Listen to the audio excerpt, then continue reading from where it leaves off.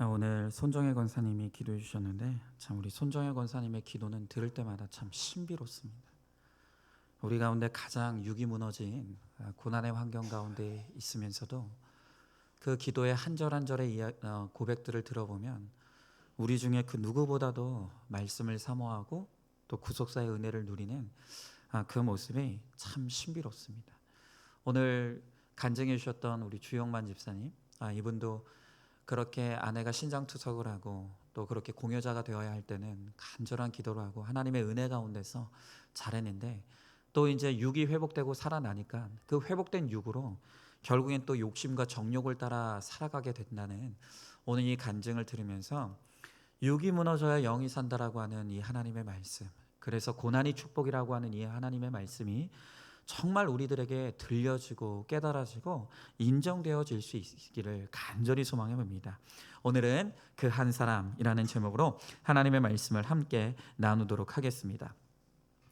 2010년도입니다. 2010년도에 밴쿠버에서 동계 올림픽이 열렸어요. 그때 그 동계 올림픽에 온 국민이 한 사람을 주목했어요. 여러분 기억나십니까? 누구였냐면 바로 김연아 선수였습니다. 우리나라 역사상 처음으로 이 김연아 선수가 피겨 스케이팅에서 과연 금메달을 딸 수 있을 것인지 정말 온 국민이 지켜봤어요. 특별히 그때 또 그녀를 온 나라가 응원하고 열광했던 것은 이 김연아 선수의 가장 큰 라이벌이 바로 일본의 아사다 마오 선수였기 때문이에요. 공교롭게도 그날 이제 결승전 경기를 할 때 앞서 김연아 선수가 이제 그 스케이트를 타고 바로 뒷순서가 바로 이 아사다 마오였어요. 기억나시는지 모르겠어요. 그때 저도요 숨죽이면서 지켜봤어요. 그런데 놀라운 게 뭡니까? 이 김연아 선수가 그 대단한 압박을 견뎌내고 한 번의 실수도 하지 않고 완벽하게 준비한 것을 연기한 다음에 무려 150.06이라고 하는 세계 신기록을 세우면서 그렇게 스케이팅을 마쳤어요. 그리고 뒤이어서 이제 아사다 마오가 등장을 했어요. 그런데 앞서서 너무 김연아 선수가 잘해서 그런지 이 압박을 견디지 못하고 두 번 크게 실수한 끝에 131.72라는 점수로 2위에 그치고 말았어요. 그래서 제가 얼마나 기뻤던지 지금도 생생하게 기억하는 게, 김연아 선수가 이제 스케이팅을 마치고 우리 알듯이 이제 코치와 함께 이제 그 소파에 앉아가지고 점수를 기다리잖아요. 그런데 그때 150.06이라는 점수와 함께 세계 신기록이라는 이 단어가 딱 뜨는 순간, 자막이 뜨는 순간 저도 모르게 와 하고 소리를 질렀어요. 근데 저만 소리 지르는 게 아니었더라고요. 옆집, 뒷집, 앞집에서 다 와 하고 소리가 들리는 거예요. 그래서 제가 그 소리를 듣고 막 웃었던 기억이 나요. 아마 여러분들도 한 마음이었을 거예요. 이어지는 시상식이 이제 시작이 됐는데, 그 냉정해 보이는 김연아 선수가 시상식장에서 이제 태극기가 올라가고 그 애국가가 울려 나올 때 눈물을 흘리기 시작하는 거예요. 근데 그 어린 선수가 고생하고 그 애국가 앞에서 우는 모습을 보는데 막 저도 뭉클하고 저도 눈물이 막 나오는 거예요. 근데 그때 중계진이 그 모습을 중계하면서 뭐라고 멘트를 하냐면, 그때 그런 멘트를 했어요. 그녀는 행복한 스케이터고 우리는 행복한 국민입니다. 그랬어요. 여러분 한번 생각해 보자고요. 사실 그건 그냥 한 선수가 이긴 거예요. 그리고 그냥 한 사람이 금메달을 딴 거예요. 근데 그가 이긴 것에 온 국민이 기뻐하고 그가 딴 금메달에 대한민국이 금메달을 땄다고 그렇게 이야기를 하는 것이죠.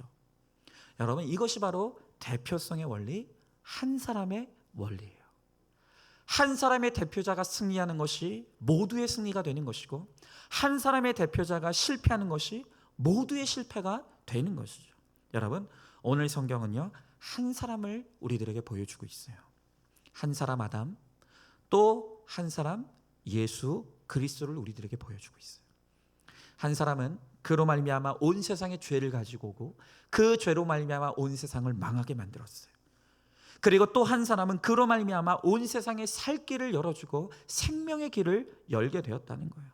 여러분, 그래서 오늘은 바로 그 한 사람에 대해서 오늘 함께 나눠보도록 하겠습니다. 첫째로 한 사람 아담입니다. 오늘 12절에 보니까 이렇게 나와 있죠. 그러므로 한 사람으로 말미암아 죄가 세상에 들어오고 죄로 말미암아 사망이 들어왔나니 이와 같이 모든 사람이 죄를 지었으므로 사망이 모든 사람에게 이르렀느니라 그랬어요. 오늘 성경은 우리들에게 무엇을 이야기합니까? 한 사람 아담 때문에 온 인류에 죄가 임했다는 거예요. 그리고 이 한 사람 아담이 이 세상 가운데 죄를 가지고 오므로 말미암아 오고 가는 모든 사람들이 죄 가운데 살아가게 되었다라고 오늘 성경은 우리들에게 가르쳐주고 있어요. 그런데 바로 이 한 사람의 원리, 이 대표자의 복음을 동의하지 못하는 분들이 너무 많아요. 억울하다는 거예요. 아니, 내가 태어나기도 전에 아담과 하와가 선악과를 따먹은 것 때문에 왜 내가 피해를 봐야 되냐는 거예요. 내가 죄인이라고? 그 사람 때문에 내가 불행하게 되었다고? 이 세상에 불행하게 되었다? 그게 나랑 무슨 상관인가? 어떻게 이런 이상한 소리를 할 수 있는가? 그렇게 한 사람의 이 복음, 그 한 사람의 복음에 대해서 이해하지 못하고 납득하지 못하시는 분들이 많이 있어요. 한 성도님의 고백이에요. 이분도 이 원죄에 대한 성경의 가르침이 용납이 되질 않았대요. 아니, 내가 보고도 듣도 보도 못한 그 아담이라는 사람이 죄를 지었는데 왜 그 죄 때문에 나도 죄인이 돼야 되고 왜 내가 지옥에 가야 되는가? 이 집사님이 이해가 안 갔대요. 교회를 오래 다녔어도 도덕적인 설교는 좋아요.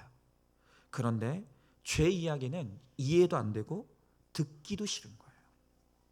그런데요, 여러분, 이분이 사업을 하셨는데 사업이 부도가 나서 하루아침에 망하게 되었어요. 결국 사업하면서 진 빚, 보증금, 이분이 사업을 하면서 온 일가 친척의 빚을 지고 보증을 쓰고 심지어는 주식까지 발행하면서 채권자들을 이렇게 만들어냈는데 이분이 사업을 잘못해서 망하는 결과로 부모님과 처가 식구들까지 채권자에게 시달리고 집을 잃을 처지가 되어버린 거예요. 자신을 믿고 투자했던 사람들까지 공경에 처하게 된 것이죠. 그러니까 나한 사람의 실수로 아내와 자녀, 부모, 형제, 심지어는 장인, 장모, 혈육도 아닌 한 번도 본 적이 없는 투자자들과 그 가족들까지 모조리 고통받는 모습을 보게 되었다는 거예요. 이 집사님은 그 모습을 겪고 나서야 한 사람의 죄의 결과가 어떻게 수많은 사람들에게 고통을 주게 되는지 그거를 알고 인정하게 되었다는 거예요. 그리고 아담의 죄의 결과를 겸손하게 받아들이게 됐다는 거예요. 그렇죠? 여러분, 이 세상에 죄를 가지고 온 것은 동물이나 식물이 아니에요. 심지어는 사단도 이 땅에 죄를 가지고 오지 않았어요. 그들에게는 죄를 지을 인격도 없고 힘도 없어요. 사단이라는 존재는 죄를 짓도록 미혹하는 존재일 뿐이지 그 미혹을 받아들여서 죄를 범한 존재는 사람이라는 것이에요. 하나님은 당신의 형상대로 오직 사람만을 당신의 형상대로 만드시고 그들에게 자유의지와 선택권을 주셨어요.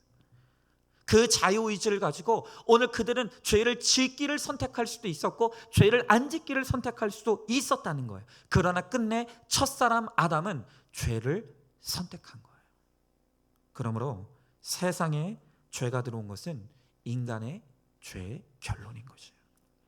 오늘 13절 14절에 보니까 이렇게 나와 있습니다. 죄가 율법 있기 전에도 세상에 있었으나 율법이 없었을 때는 죄를 죄로 여기지 아니하였느니라.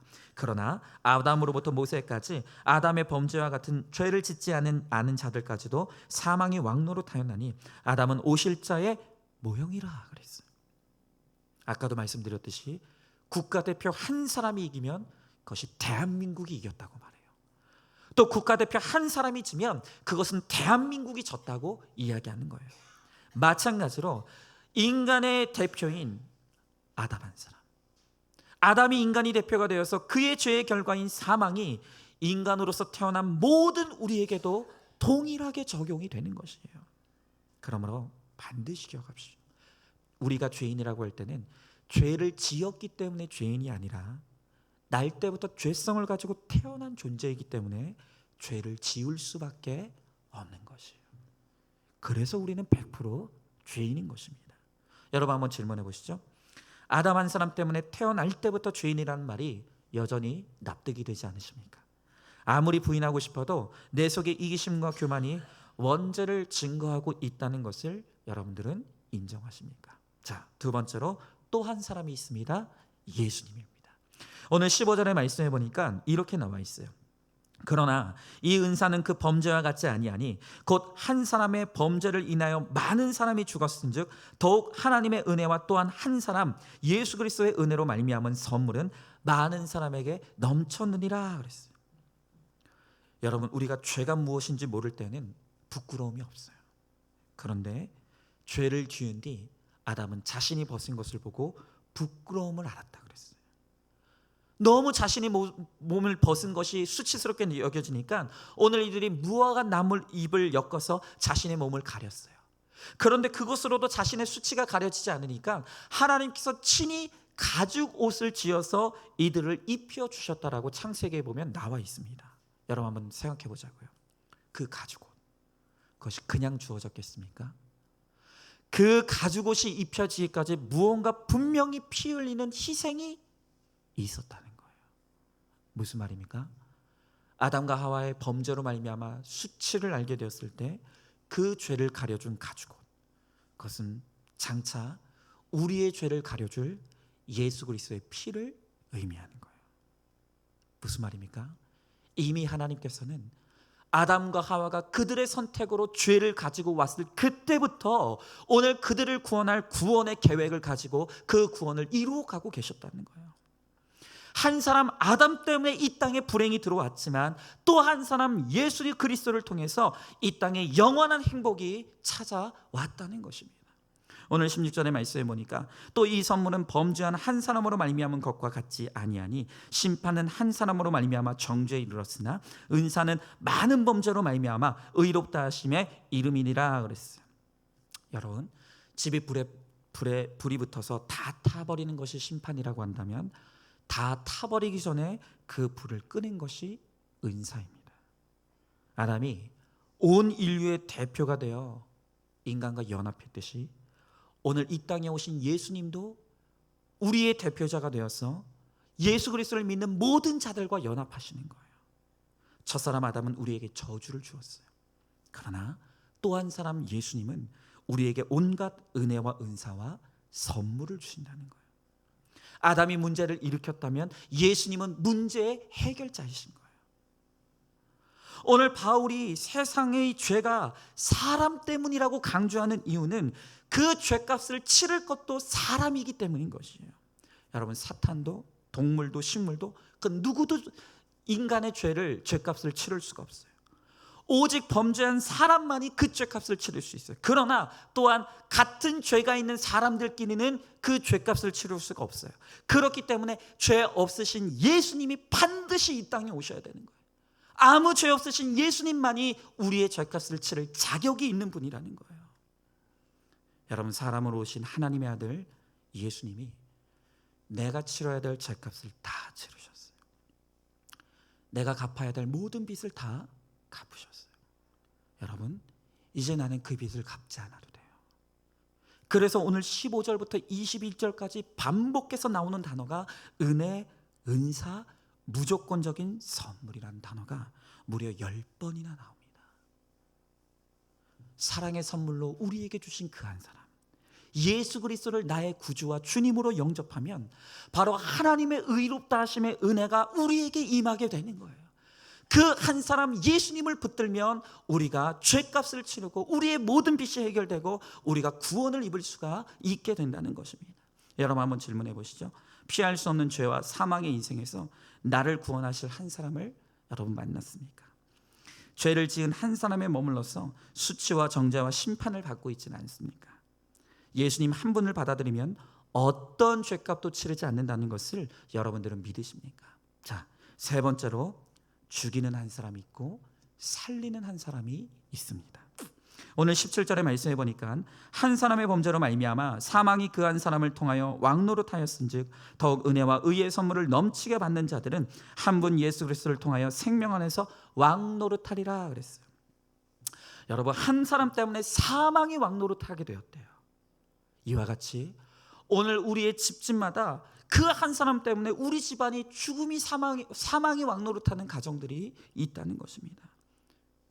그 한 사람 아버지가 우리 집안을 사망의 골짜기로 만들어요. 그 한 사람 아내 때문에 죽음이 왕노릇하는 거예요. 시어머니 때문에, 자녀들 때문에 온 집안이 사망이 왕노릇하는 그런 가정들이 있다는 거예요. 모든 식구들이 힘들어하고 죽을 것 같은 고통을 겪는 것이죠. 그러나 오늘 주님이 우리들에게 무엇을 약속하십니까? 그 한 사람이 아무리 속을 썩이고 그 한 사람으로 말미암아 우리 가정이 사망이 들어온 가정이 되었다 할지라도 그 가운데 예수 그리스도 한 사람을 붙잡으면 더욱 은혜와 의의 선물이 오늘 우리들에게 넘쳐나게 된다. 예수 그리스도로 말미암는 더욱 넘치는 은혜의 선물을 받게 될 때 사망은 물러가고 생명이 왕노릇하게 된다는 거예요. 여러분, 예수 그리스도의 생명이 있으면 사망은 물러가는 거예요. 떠나가는 거예요. 여러분, 우리는 흔히 그럽니다. 우리는 저 사람만 없으면 정말 우리 집이 살 것 같아. 정말 저 사람만 없어지면 우리 가정이 정말 좋겠는데. 그러나 여러분, 사실은 저 사람만 없으면 온 집안이 편할 것 같은 그 한 사람, 나로 하여금 숨이 턱턱 막히게 하고 온 집안을 사망이 왕노릇하게 하는 그 사람, 사실 그 사람이 나로 하여금 예수 그리스도를 만나게 한다는 거예요. 그 사람이 나를 지금 말씀을 사모하게 만든다는 거예요. 귀신은 저 사람 안 잡아가고 뭐하나 싶은 바로 그 사람 때문에 우리는 절박하게 말씀을 사모해요. 하나님의 은혜를 간절히 사모하게 되는 거예요. 그래서 바로 그 한 사람, 나로 하여금 숨이 막히게 하고 우리 집안을 사망의 골짜기로 만드는 것 같은 그 사람은 사실은 없어져야 될 한 사람이 아니라 내 인생에 꼭 필요한 사람, 나로 하여금 예수 그리스도의 은혜를 사모하게 만들고 나로 하여금 하나님의 말씀의 한 줄의 위로를 간절히 사모하게 만드는 바로 그 한 사람이 되는 거예요. 바로 그 사람 때문에 나는 더욱 은혜가 넘치는 사람이 될 수가 있는 것이에요. 오늘 이 말씀에서 가장 중요한 것이 바로 이 더욱이라는 단어예요. 9절, 10절, 15절, 17절에 4번에 걸쳐서 더욱이라는 표현이 나옵니다. 그렇죠. 내가 사망에 있을수록 그 한 사람 예수님께 나아갈 때 그 사망을 이길 더욱 큰 은혜의 힘이 우리들 가운데 주어지는 거예요. 죽음의 세력이 마음껏 철권을 휘두를 때, 내가 죽고 싶을 때, 그때가 바로 우리가 주님을 찾을 때예요. 그리고 우리가 주의 이름을 부르며 나갈 때 주님은 더욱 넘치는 하나님의 은혜로 사망을 이기는 능력을 우리들에게 주신다는 것이에요. 오늘 18절부터 19절의 말씀에 보니까 이렇게 나와 있습니다. 그런즉 한 범죄로 많은 사람이 정죄에 이른 것 같이 한 의로운 행위로 말미암아 많은 사람이 의롭다 하심을 받아 생명에 이르렀느니라. 한 사람이 순종하지 아니함으로 많은 사람이 죄인 된 것 같이 한 사람이 순종함으로 많은 사람이 의인이 되리라 그랬어요. 오늘 한 자매의 간증의 고백을 한번 나눠보도록 할게요. 이 자매는 6남매 중에 막내로 태어났어요. 너무나 안타깝게도 이 자매를 낳다가 그만 어머니가 돌아가신 거예요. 그런데 이 자매는 자신을 낳다가 어머니가 죽은 이 사건 때문에 어릴 때부터 너무 많은 아픔과 상처를 받은 거예요. 이 아버지가 술만 취하면 어머니 잡아먹고 태어난 년이라고 이 딸을 그렇게 학대를 하는 거예요.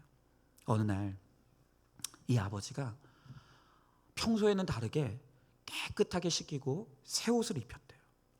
그런데 그렇게 새 옷을 입히고 이 아버지가 어디로 데려갔냐면 도로 한가운데로 데려가더라는 거예요. 그리고 그 자리에다가 이 딸을 앉혀놓고는 차가 너를 보면 피해 갈 거니까 여기 꼼짝 말고 앉아있어 라고 말했다는 거예요. 그리고 이 아버지는 도로의 건너편에 쭈그리고 앉아서 이 딸을 지켜보고 있었대요. 아니, 어린 여자아이가 도로 한가운데 앉아있으니까 얼마나 차들이 깜짝 놀라겠습니까? 막 경적을 울리고 비키라고 야단을 치는데 이 자매는 아버지가 지켜보고 있으니까 무서워서 그 자리를 떠날 수가 없는 거예요. 어쩔 줄 모르고 그렇게 앉아있다가 그만 트럭에 치였어요. 그리고 왼쪽 다리를 절단하게 되었다는 거예요. 왜 아버지가 이런 짓을 했을까? 나중에 알아봤더니 이 딸이 죽어서 보상금을 받아내기 위해서, 엄마 잡아먹고 태어난 년이라는 그 마음에 미움이 있으니까 이 딸 죽여가지고 보상금 타나기 위해서 그런 짓을 했다는 거예요. 자매가 다리가 절단됐다는 소식을 듣고 타지에 살고 있었던 큰언니가 달려왔대요. 아버지를 절대 용서하지 않겠다고, 장례식에도 찾아오지 않겠다는 말을 남기고 그냥 집을 나가버렸대요. 큰오빠는 아버지의 이런 잔인한 모습을 보면서 충격을 받고 월남전에 참전했다가 그곳에서 전사했어요. 기가 막힌 게 뭐냐면 이렇게 자매의 사고 보상금, 또 큰오빠의 전사 보상금으로 목돈이 생기니까 이 목돈 가지고 너무나 세련되고 상냥한 여자를 새엄마로 받아들인 거예요. 처음에는 이 새엄마가 잘해줬대요. 그런데 이 새엄마가 임신하고 나서부터 태도가 완전히 달라졌다는 거예요. 고등학교에 입학한 둘째 오빠에게 돈을 벌어오라고 강요하고 도시락을 싸주지 않았어요. 견디지 못한 둘째 오빠가 집을 나가버렸어요. 새엄마는 작은 언니에게도 남의 집 식모로 그 작은 엄마를 보내버린 거예요. 여러분, 우리 청년들 중에 그런 말하는 사람이 있더라고요. 간증 들어보면 너무 극단적인 이야기만 들려주는 것 같다고. 근데 진짜 현실이 영화보다 더 기가 막힌 현실들이 얼마나 많은 줄 몰라요. 사실은 우리의 현실들을 바라보면 진짜 영화보다 더 비참한 현실들이 너무 많다니까요. 계속 들어볼게요. 결국에는 이 집의 셋째 오빠와 이제 다리를 절단한 이 자매 둘밖에 남지 않았대요. 근데 심지어 이제 셋째 오빠에게도 일을 하라고 시키더라는 거예요. 그런데 심지가 굳었던 셋째 오빠는 새엄마가 아무리 괴롭혀도 묵묵하게 집안일을 도왔대요. 그리고 새엄마와 아빠, 새로 태어난 이복 동생이 똘똘 뭉쳐서 재미있게 살면서 자신을 전혀 돌보지 않아도 이 셋째 오빠는 불평 없이 농사를 도맡아 했다. 그런데 그 가운데서도 이 셋째 오빠가 공부를 너무 열심히 해가지고 고등학교를 수석으로 졸업하고 공무원이 되었어요. 그리고 돈을 벌게 되자 그때부터 이 막내 동생, 다리가 절단된 이 자매를 이제 학비를 대주기 시작한 거예요. 그래서 이 자매도 고등학교를 무사히 졸업하면서 면사무소에 이제 일하게 된 거예요. 그녀는 이 자신의 가정의 이야기들을 간증으로 고백하면서 이 얼마나 기적 같은 일인가, 이것이 얼마나 기적 같은 일인가 고백하는 거예요. 지금은 집을 떠났던 언니들도 단란한 가정을 이루고 살고 본인은 뒤늦게 이제 대학에 입학해서 아르바이트로 공부를 하고 있다고. 그러면서 자매는 그 모든 간증의 글을 이렇게 맺고 있어요. 나의 꿈은 대학에서 학생들을 가르치는 것이다. 희망이 있는 나에게 장애는 아무것도 아니다. 목발을 집은 성치 못한 왼쪽 다리도 내 의지만큼은 꺾을 수 없다. 우리가 고향집에 찾아가도 별로 달가워하지 않은 새엄마와 이제는 초라하게 늙은 아버지. 새엄마는 너무한다 싶게 아버지를 무시하고 구박한다. 지금도 큰언니는 아버지를 절대로 용서할 수 없다며 고향에 절대 가지 않겠다고 한다. 하지만 나는 아버지도 사랑하고 언니도 불쌍하다. 언니가 어서 가슴에 맺힌 한을 풀고 새엄마가 낳은 막내까지 우리 육남매가 부모님을 모시고 사이좋게 살았으면 좋겠다. 이 소원이 꼭 이루어지리라 믿으며 오늘도 나는 부지런히 하루를 보낸다. 여러분, 기막히지 않습니까? 나를 죽이려 한 아빠예요. 나로 하여금 장애인을 만든 사람이에요. 그런데 나의 인생을 이렇게 만든 그 아버지를 사랑한대요. 심지어는 새엄마와 이복동생까지 모두가 함께 사이좋게 살았으면 좋겠다고 고백을 하는 거예요. 여러분, 이렇게 이 아버지 한 사람 때문에 이 가정에 사망이 왕노릇했어요. 너무 많은 가족들이 고통을 당했어요. 그러나 묵묵히 순종하는 셋째 오빠 같은 한 사람, 그리고 이 자매와 같은 한 사람 때문에 그 가정에 생명이 들어오는 것이에요. 여러분, 이렇게 한 사람 아담의 길이 있어요. 그리고 또 한 사람 예수 그리스도의 길이 있다는 것입니다. 아담의 길은 불순종의 길입니다. 예수님의 길은 순종의 길이에요. 때마다 일마다 불순종하고 불평하고 원망과 불평을 일삼는 사람은 지금 아담의 길을 걷고 있는 거지. 그러나 믿음으로 의롭게 되었다면 우리의 결론은 순종과 충성이에요. 오늘 예수님이 우리에게 보이신 삶의 결론은 순종이라는 것입니다. 오늘 죽기까지 순종하시는 믿음의 본을 우리에게 보여주시고 오늘 우리들에게 생명을 살리는 예수 그리스도의 십자가의 길로 함께 가자고 우리들에게 그렇게 말씀하시는 것입니다. 여러분 한번 질문해 보시죠. 술, 도박, 주식, 음란, 거짓말로 가족과 이웃을 죽고 싶게 만드는 내가 바로 그 한 사람은 아닙니까? 그 한 사람만 없어지면 죽겠다고 이를 갈면서 불순종의 자리에서 죽어가고 있는 한 사람은 아닙니까? 나도 살고 식구들도 살리는 한 사람 되기 위해 내가 순종해야 될 의의 행동과 언어는 어떤 것입니까? 마지막 네 번째로 은혜로 되는 한 사람이 있습니다. 오늘 20절의 말씀에 보니까 율법이 들어온 것은 범죄를 더하게 하려 함이라 그러나 죄가 더한 것에 은혜가 더욱 넘쳤나니 그랬어요. 여러분, 율법은 우리의 거울이에요. 율법이 없었을 때는 우리가 죄를 죄로 여기지 않았어요. 우리가 짓고 있는 것이 죄인 줄도 몰랐어요.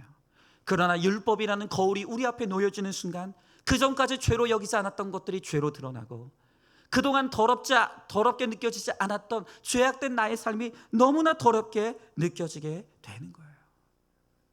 여러분, 내 죄를 봤으면 어떻게 될까요? 씻어야죠. 내 더러운 죄를 봤다면 이제 죄를 씻기 위해서 십자가로 달려가야 되는 거예요. 더러운 곳을 알아야 씻을 수 있고 병든 곳을 알아야 치료할 수 있듯이 죄도 드러나야만 처리할 수 있는 거예요. 여러분, 그래서 성령 충만을 갈등 충만이라고 하는 거예요. 이제까지 말씀이 없었을 때는, 우리가 말씀 앞으로 나오지 않았을 때는 죄를 죄로 여기지 않았다는 거예요. 아니 많은 사람들이 다 그렇게 하는데 그까짓 게 무슨 죄야? 죄를 죄로 여기지 않았는 거예요. 그런데 성령이 내 안에 임하시고 말씀이 들리기 시작하면 죄로 여기지 않았던 것들, 미처 전에는 죄인 줄 몰랐던 것들이 죄로 드러나는 거예요. 그리고 그 죄 때문에 갈등하게 되고 내가 죄인임을 알면서도 그 죄를 끊어내지 않은 내 안에 있는 이 죄성 때문에 우리는 고민하고 갈등하기 시작하는 거예요. 그렇기 때문에 성령 충만은 갈등 충만인 거예요. 여러분, 성령이 임하시면 결코 죄에 대해서 평안할 수가 없는 거예요. 어제도 양육을 하는데 어제 양육 시간의 주제가 중독과 은혜였어요. 그런데 그 양육에 참여했던 모든 분들이 깜짝 놀라는 거예요. 목사님, 이런 게 중독인 줄 몰랐어요. 내가 이런 심각한 중독이 있는지 전혀 몰랐어요. 나는 그저 술, 담배, 마약 이런 것만 중독인 줄 알았더니 세상에 나는 인종 중독자였고, 나는 행복 중독자였고, 나는 혐오 중독자였고, 수많은 중독이 내 안에 있다는 것을 발견하고 놀라게 되었다는 거예요. 여러분, 그렇습니다. 하나님의 말씀은 죄와 짝하고 살고 죄를 지어도 아무런 갈등이 없던 내 속에 갈등을 일으키는 거예요. 죄를 죄로 보기 시작하고 내 죄가 얼마나 더러운지를 깨닫는 사람은 이제부터 치열한 영적인 전쟁이 벌어지는 거예요. 그러니 그 죄를 이기고 그 죄와 싸우려고 할 때 어떻게 하나님의 은혜를 간구하지 않을 수가 있겠냐는 것입니다. 여러분, 그러므로 내가 죄인인 걸 알면 알수록 우리 안에 은혜가 넘쳐요. 내가 얼마나 죄인인지를 생각할 때 그런 나를 의롭다 여겨주시고 구원해 주신 하나님의 은혜가 더욱더 감사해지기 시작하는 것입니다. 내 힘으로는 그 죄를 이길 수 없다는 것을 인정할 때 더욱더 하나님의 은혜를 의지하는 거예요. 바로 그것이 죄가 더한 곳에 은혜가 더욱 넘쳤다라는 말씀의 뜻인 것입니다. 오늘 마지막 21절에 보니까 이렇게 나와 있습니다. 이는 죄가 사망 안에서 왕노릇한 것 같이 은혜도 또한 의로 말미암아 왕노릇하여 우리 주 예수 그리스도로 말미암아 영생에 이르게 하려 함이라 그랬어요. 여러분, 은혜가 의로 말미암아 우리 안에 왕노릇한다고 말씀하십니다. 죄의 반대말은 의가 아닌 은혜예요. 죄를 이기려면 의가 필요한 것이 아니라 은혜가 필요하기 때문입니다. 죄가 왕노릇하는 내 자신에게 필요한 것은 내 의지, 내 열심, 내 능력이 아니에요. 죄를 이길 힘은 오직 은혜밖에 없는 거예요. 죄가 왕노릇하는 내 남편, 내 자식, 내 식구들에게도 필요한 것은 바로 이 왕노릇하는 하나님의 은혜인 것입니다. 우리는 자꾸 다른 사람을 변화시키려고 율법을 갖다 대요. 거짓말 나쁜 거야. 정직해야 돼. 술, 담배 몸에 해로운 건데 그걸 왜 도대체 못 끊는 거야? 당장 끊어야 돼. 술 마시지 마. 다른 여자 만나면 안 돼.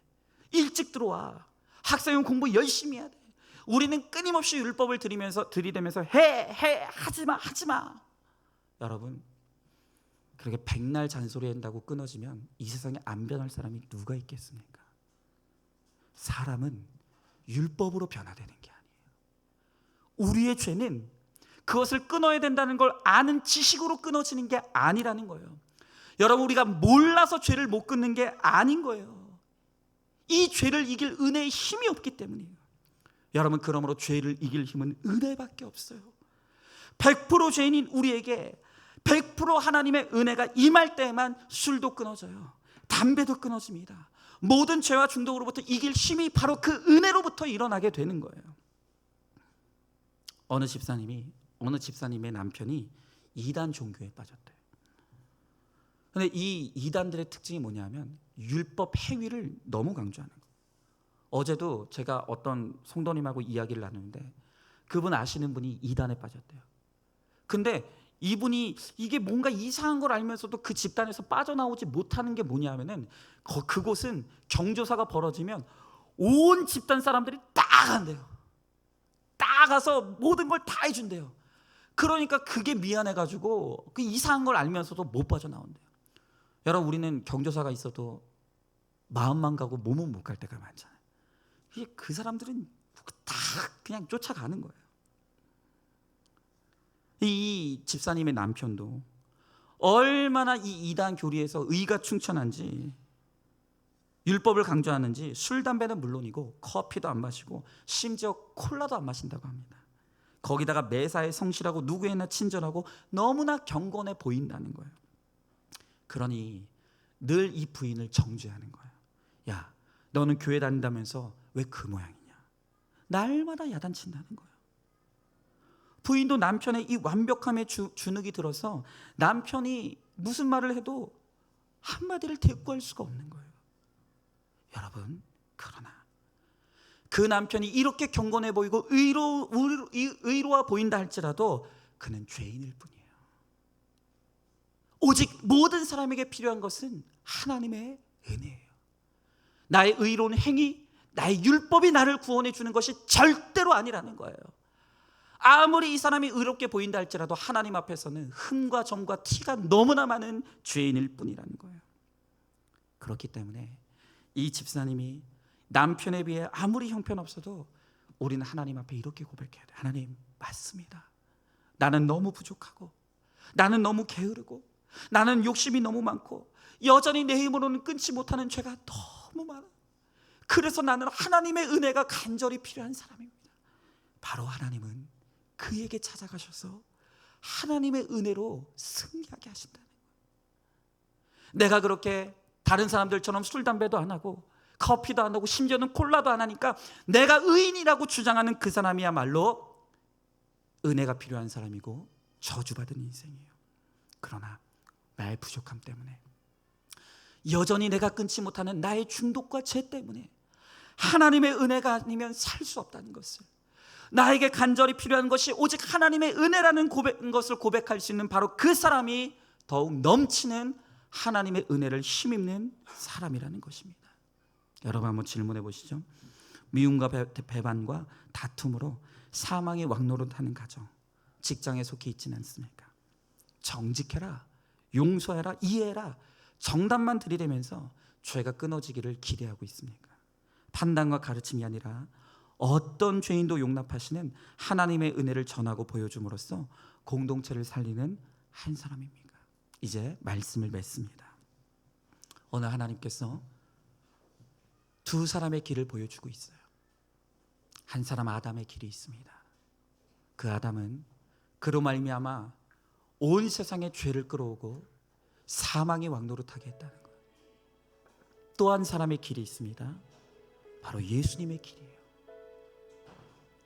그 예수 그리스도 한 사람으로 말미암아 구원이 선물로 주어지고 더욱 은혜가 넘치고 생명의 길을 우리들에게 열어주었다는 거예요.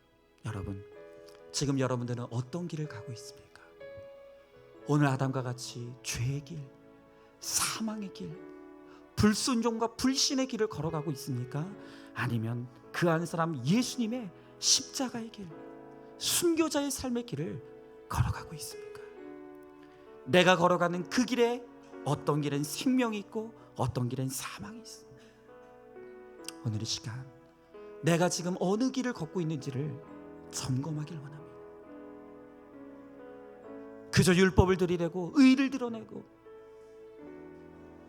그저 내 행위와 열심만을 강조하면서 내 힘으로는 나를 구원할 수 없는데도 나를 정죄하고 남을 정죄하고 비판하면서 그렇게 죽음의 길을 걷고 있지는 않아요. 여러분, 하나님께서 나를 내 가정의 구원의 대표자로 세워주셨어요. 하나님께서 나의 목장의 구원의 대표자로 나를 세워주셨다. 하나님이 우리 교회의 구원의 대표자, 나의 직장의 구원의 대표자로 하나님께서 나를 세워주셨다. 우리가 할 수 없음을 하나님의 은혜로만 되어지는 것임을 우리가 고백하며 예수님의 십자가의 길, 순교자의 삶을 따라갈 때 주님은 나 한 사람을 통해서 나를 살게 하실 뿐만이 아니라 내 가정을 살게 하고 우리 목장을 살게 하고 우리 교회를 살게 하고 이 나라 이 민족을 살게 하십니다. 오늘 이 시간 이 찬양 우리 같이 찬양하면서 주님, 나는 주님의 길을 걷겠습니다. 십자가의 길, 순교자의 삶으로 나 한 사람으로 말미암아 수많은 사람들이 살아나는 생명의 삶을 살기 원합니다. 주님, 우리 이 길 잘 걸어갈 수 있게 달라. 이 찬양 우리 같이 찬양하겠습니다.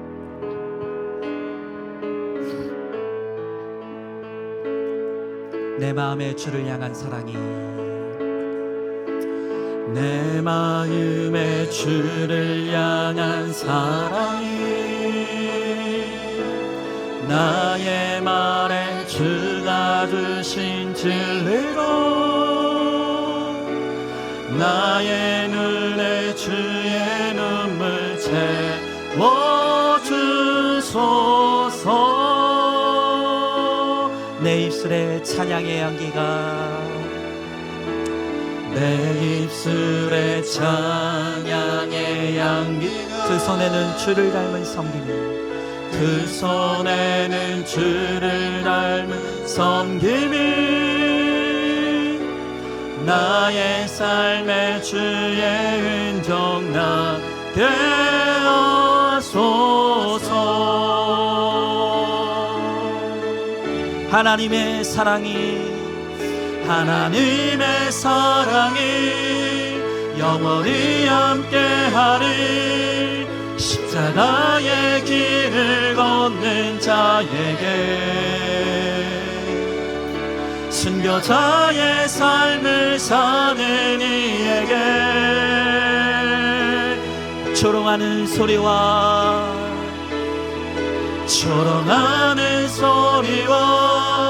세상 유혹 속에도 주의 순결한 신부가 되리라. 내 생명 주님께 우리 다시 찬양합니다. 내 마음의 주를 향한 사랑이, 내 마음의 주를 향한 사랑이 나의 말엔 주가 주신 진리로 나의 눈에 주의 눈물 채워주소서. 내 입술에 찬양의 향기가, 내 입술에 찬양의 향기